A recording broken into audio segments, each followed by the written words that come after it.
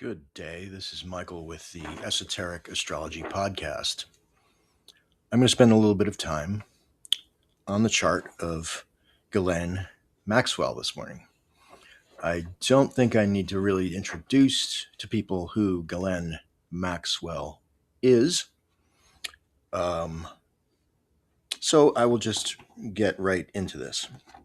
So Ghislaine has a ascendant in the sign of Gemini at around 10 degrees, which is pretty close to exactly on the star Aldebaran. Aldebaran is the star that is known as the red eye of the bull. This star is associated closely with strength, endurance, and it's got a very strong martial aspect to it. However, I'm going to come back to this later on. There's a much more occulted meaning to this star, which we see in this chart, especially. This has got an extremely profound effect on who this person is. So, having seen that our ascendant is in the second decan of Gemini, we can tell that this decan is the under the rulership, first of all, of Mercury. Mercury is a sign ruler for Gemini. And the decanic rulers of this territory are Mars and Venus. This decan is traditionally associated with having the options to be either Martial or Venusian, and to not have to really choose one or the other. And it's sort of the lesson of this is that one could go hunting, or one can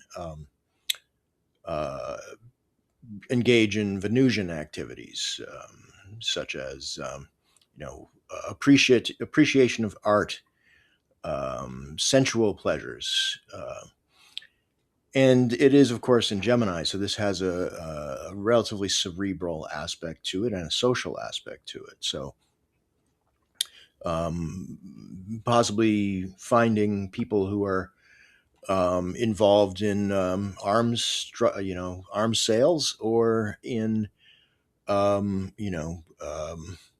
more Venusian, say trafficking of young women.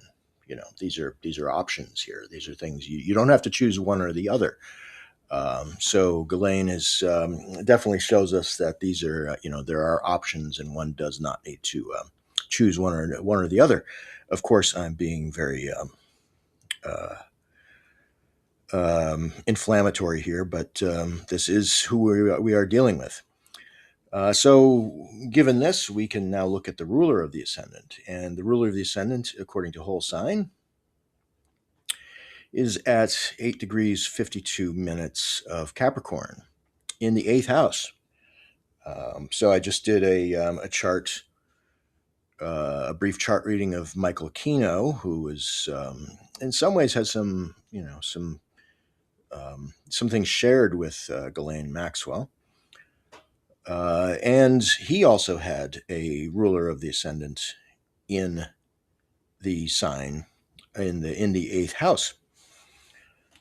So the 8th house here is Capricorn, and Mercury is under the beams, or actually combust, meaning that Mercury is within about 5 degrees of the sun, just slightly over 5 degrees of the sun in this chart. So Mercury can't really see. If you were looking up at the sky at 3:20 p.m. on the 25th of December, and she was a Christmas baby, you would not have seen Mercury, and you wouldn't anyway during the daytime. But Mercury was invisible to the world. So this character couldn't really see what she was doing. She had cover from a very bright and shining object near her. This Mercury is in the first decan of Capricorn. This decan is ruled by Jupiter and by Saturn as the ruler, and of course, Capricorn is a Saturnian um, territory. This is the decan in which we get to know the established order and the power centers. Jupiter here is, even though Jupiter is not here in the chart, the rulership of it tells us that um, we can take the rules, we can learn the rules, we can get comfortable with the rules and kind of be subterranean because in the mythos, Jupiter in this sort of mythic time of year would be underground, would be protected underground and hidden away from the gaping maw of Saturn, who is looking to eat him. So, with this situation where this archetype is under threat, um, there's an ability to thrive and make the best of this situation and learn how things work and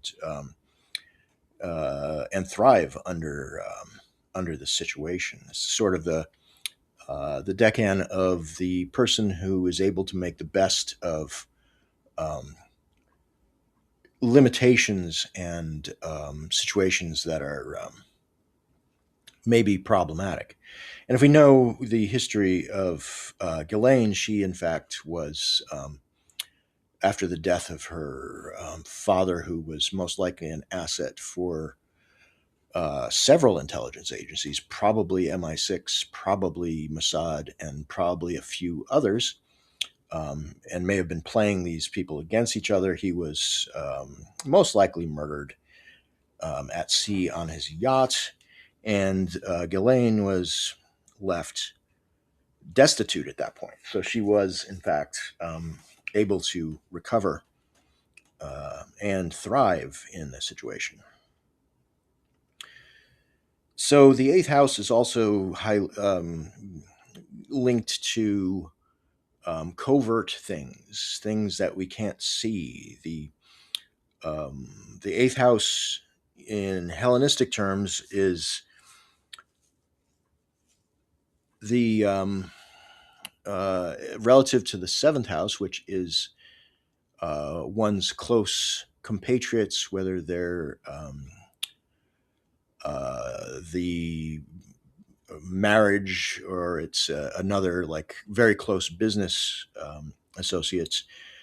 The eighth house is like the second house relative to the seventh house, which means it's about one's close associates' wealth and things. So this is somebody. It's also inheritance, things that we get from simply from who we are or who we stand next to, and not the things we get necessarily from our own hard work and our merits. This is something that things in the eighth house can kind of come in from left field. They're not really, things that we necessarily have to work towards.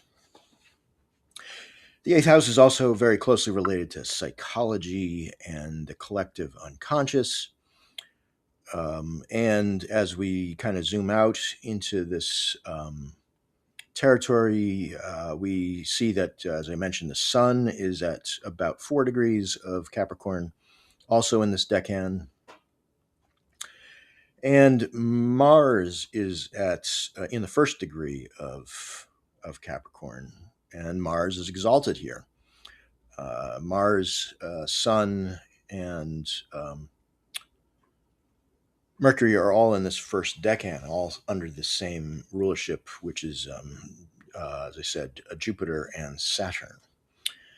Also in Capricorn, in the 8th house in this chart, we find the point of fortune at 21 degrees, the lot of fortune, and we also find the planets, the ruler, which is, of course, Saturn, in the 29th degree of Capricorn, which is, I believe it's the 28th degree is the exaltation of Mars in Capricorn.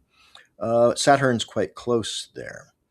So this gives us a couple, like a point and a planet, very powerful Saturn in the third decan of Capricorn. And the third decan is under the rulership of the Sun and Mercury.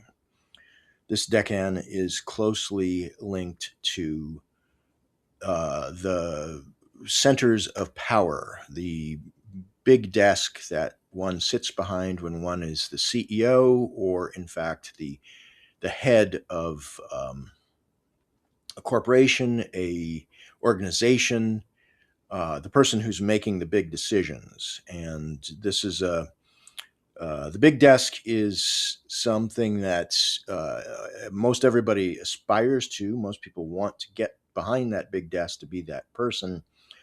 But once we get behind that big desk, we need to understand that others want your position. This is a highly sought after place, and it's a very dangerous place to be. There's a lot of benefits from being in this place, but it's also very risky to be here. So point of fortune there definitely gives us a strong, aspiration. It's sort of a fate. It's not so much aspiration, but a fated to be in this position, while also Saturn is there. So Saturn being the ruler of this sign, this gives this everything within this territory a great deal of protection from potential outside influence, and also having the exaltation ruler, which is Mars, within the borders. And really we have Saturn and Mars sort of at the extreme ends of this sign, sort of like enclosing this sign from outside scrutinizing eyes. So that's a very potent 8th house, and fairly well hidden and empowered 8th house. So as we move on, let's look at the midheaven in this chart, which is in the 9th degree of Aquarius, and tightly conjunct that is Jupiter. Both of these are in the first decan of Aquarius, which is ruled by Venus and Saturn. This decan is really a place where there's,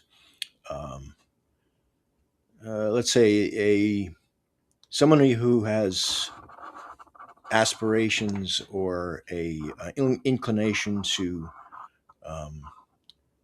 create one's own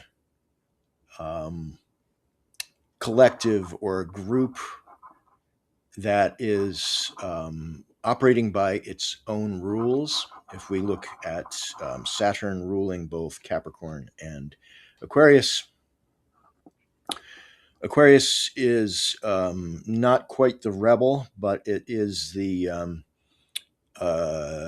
place where one looks at the rules that one sees in Capricorn, which is sort of the established power center, and creates their own, like sort of tends to be maybe a breakaway from the from Capricorn's power center, looks to create a new and potentially utopian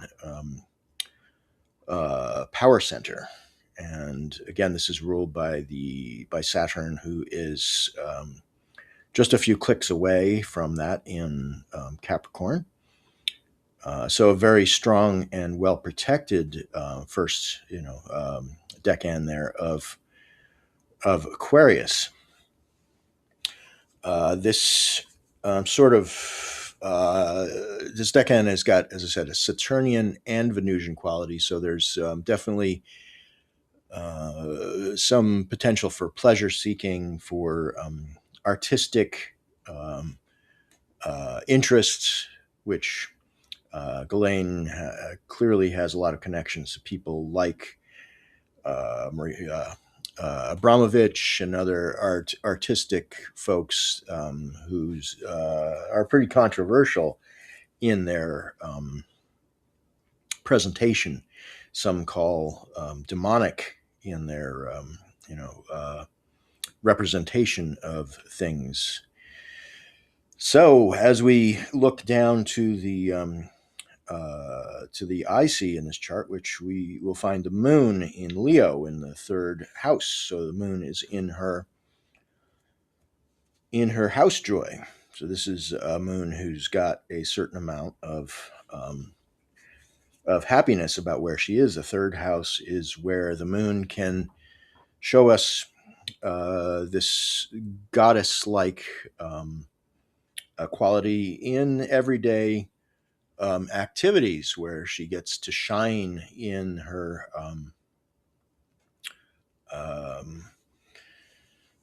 goddess-like, priestess-like place. This decan is a Jupiter-ruled decan, when Jupiter is right across the way in Aquarius. So the moon and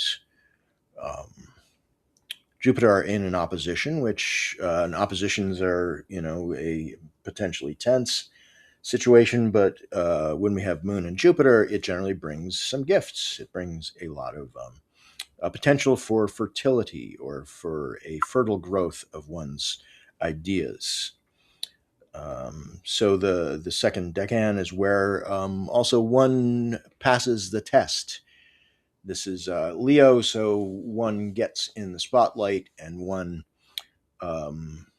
is in fact able to conquer one's opponents, and gets to that place of high exaltation. This is like the general who's defeated the armies traditionally and wears the crown.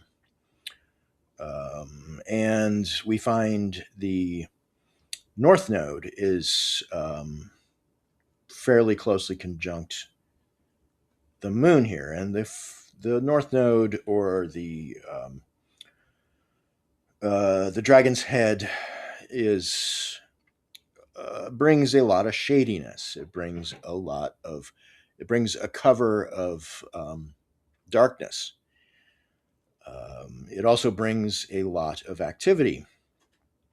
It brings what some people have called the cosmic tide coming in, bringing in a lot of potentially wealth and activity to this person. So let's move over to, I only have a relatively short time to do this. So let's move to Neptune in this chart. And Neptune, when we have a person who has been involved in a lot of shadiness and concealed activities, we should be looking to Neptune as one of our important planets.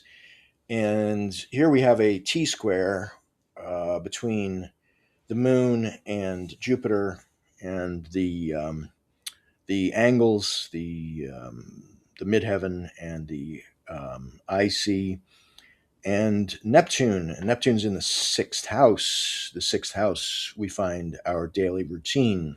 We find traditionally we would find slaves and service animals, and this is where we do our daily things that support us having a career. So this is where we go to work every day. Neptune is at 12 in the 13th degree, actually, of Scorpio. Neptune in this chart is on a very special fixed star called Alphecca. And this is the crown. This is the woman's crown, the crowned princess. The star gives a royal effect, and it's not necessarily through one's effort. Rather, this is through chance and who one associates with that one achieves this crowning effect. It is in Scorpio, which again has got a Plutonian sort of vibe to it. It's ruled by Mars, who, as we've mentioned previously, is in the eighth house. So an exalted, very, very powerful Mars ruling the sixth house. This can bring delusion and religiosity. It can bring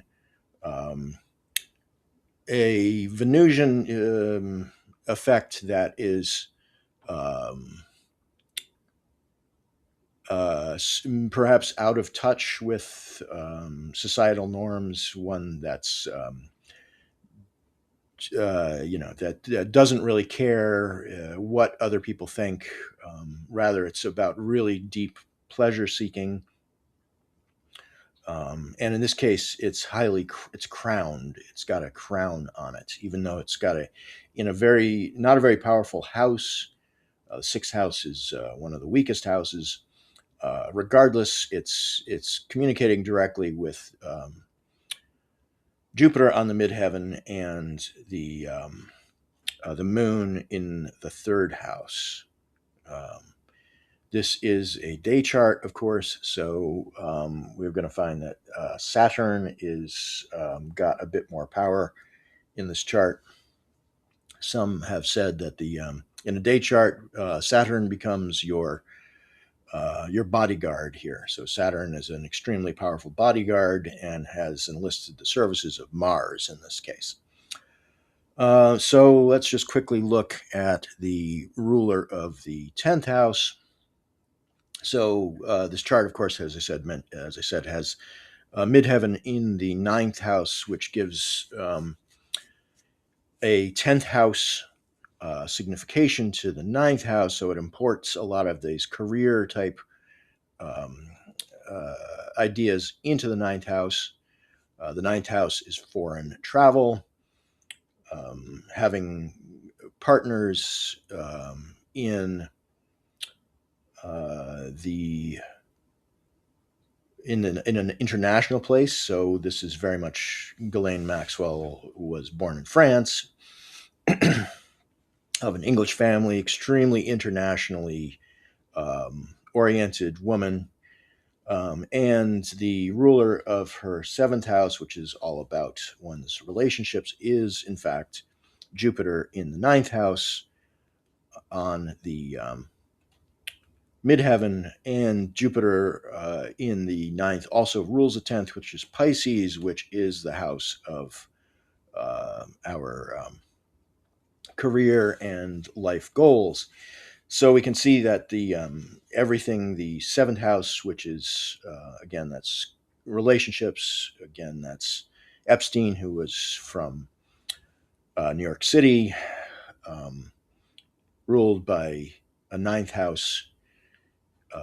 Jupiter, which also rules the 10th house, brings our 9th house and our 10th house and our 7th house all under into close relationship. So I am running out of time.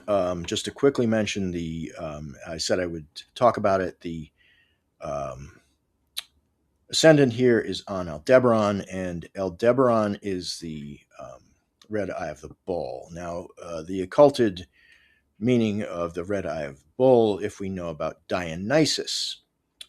Dionysus is the most